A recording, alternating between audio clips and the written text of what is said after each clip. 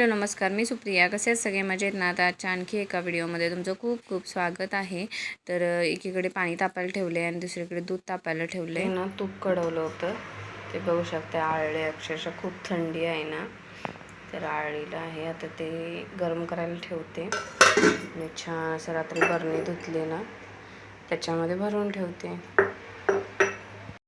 आळलेलं तूप आता गरम व्हायला सुरुवात झालेली आहे. मी ना आदल्या दिवशी रविवारी रात्रीच तूप बनवून ठेवलं होतं, कारण सोमवारी आमच्याकडे तूप बनवत नाहीत. त्यामुळे म्हटलं गरम करून एका काचेच्या बरणीमध्ये भरून ठेवावं, कारण एक त्याची सेपरेट काचेची बरणी मी ठेवलेलीच आहे, जी की तुपाला होऊन जाते.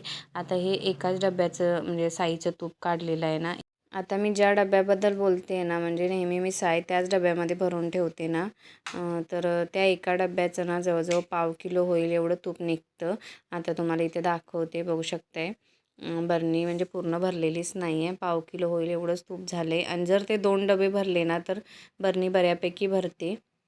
तर अशा पद्धतीनं तूप आणि घरचं तूप काढल्यानंतर एक आनंद काहीतरी वेगळाच असतो.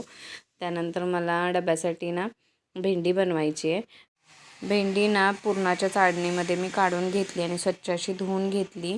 नेहमी मी ह्या चाळणीमध्ये काय भाज्या असतील वगैरे ते सगळं धुवून घेते. तर हल्ली भेंडी आम्ही ना तिखट म्हणजे आपलं कोल्हापुरी लाल तिखटातली नाही खात, मिरचीचीच भेंडी सगळ्यांना आता आवडते. तर त्याच पद्धतीनं मी बनवणार आहे. कढईमध्ये तेल गरम करून ना त्याच्यामध्ये भरपूर साऱ्या मिरच्या, म्हणजे तुमच्या तिखटाच्या अंदाजानुसार तुम्ही टाकू शकता. आम्हाला जितकं तिखट आवडतं त्या पद्धतीनं मी टाकलेल्या आहेत मिरच्या. त्यानंतर छान असे त्या भाजत आल्या ना, की त्याच्यामध्ये कांदा टाकायचा आणि कांदासुद्धा छान परतून घ्यायचा. कांदा थोडा भाजत आला की मग त्याच्यामध्ये थोडी हळद, जिरं थोडं आधीच टाकायचं, जिरं सांगायला विसरली मी. त्यानंतर टोमॅटो टाकायचा.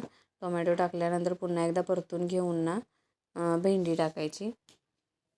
भेंडी टाकल्यानंतर पुन्हा एकदा छान असं मिक्स करून घेऊन ना त्याच्यामध्ये मीठ टाकून ना पुन्हा परतून घेऊन ना वाफेवर शिजवायची. अजिबात त्याच्यामध्ये पाण्याचा शिंपडा पण मी टाकत नाही. म्हणजे काय काय बायकांना सवय असते की पाणी शिंपडतात भेंडीवर, पण मी तसं नाही करत, कारण मग ते चिकट होते. आणि अशी जर नुसती वाफेवर केली ना तर छान होऊन जाते. मी ना नेहमी अशाच पद्धतीनं बनवते. आणि आमच्याकडे ज्या मिरच्या असतात ना त्या खूप म्हणजे खूप तिखट असतात.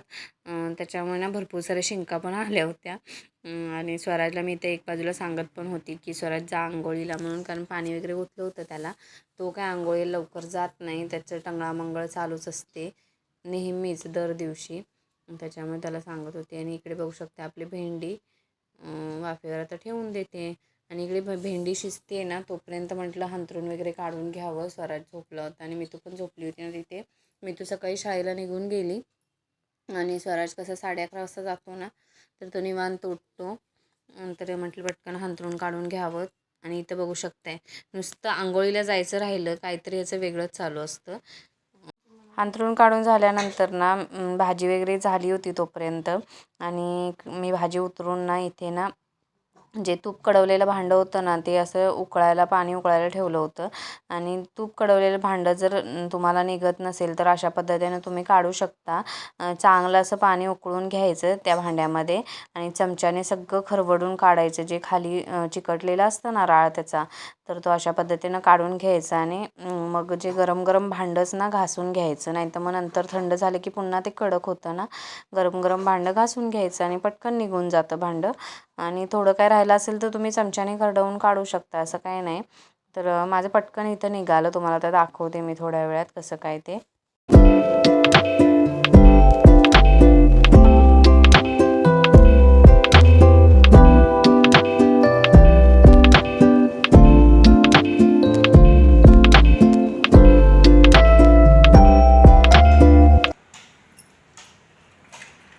कधीही औषध न खाणारा माणूस औषध खात.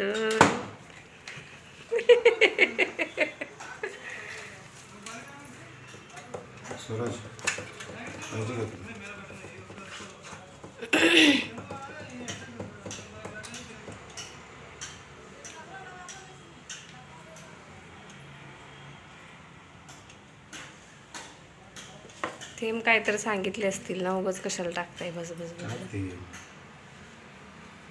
औषध पिऊन झाल्यानंतर त्यांना ना जेवायला दिलं.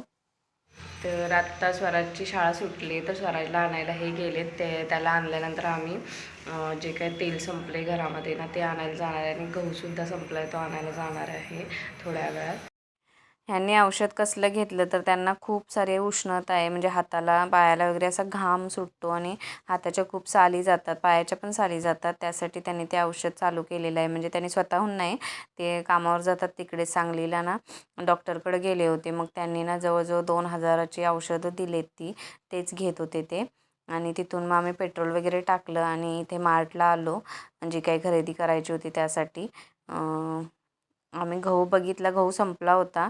2च बॅग शिल्लक होत्या, म्हणजे 2 बॅग म्हणजे 2 प्रकारचा शिल्लक होता आणि जो आम्हाला पाहिजे होता तो अवेलेबल नव्हता. पण ठीक आहे म्हटलं, नेहमी घेतो त्या पद्धतीनं 40 रुपयाचा गहू घेतला आणि घरी आलो. घरी आल्यानंतर ना थोडा वेळ बसली आणि मग मी तुम्हाला बोलली की मम्मा फ्रेंच फ्राईज करू का, तर म्हटलं कर. तर इथे छान असं त्यानं फ्रेंच फ्राईज करायला घेतलेले आहेत. आणि आम्ही दुसरीकडे इकडे जे पावटे असतात ना मोड आलेले ते सोलायला बसलो आहे.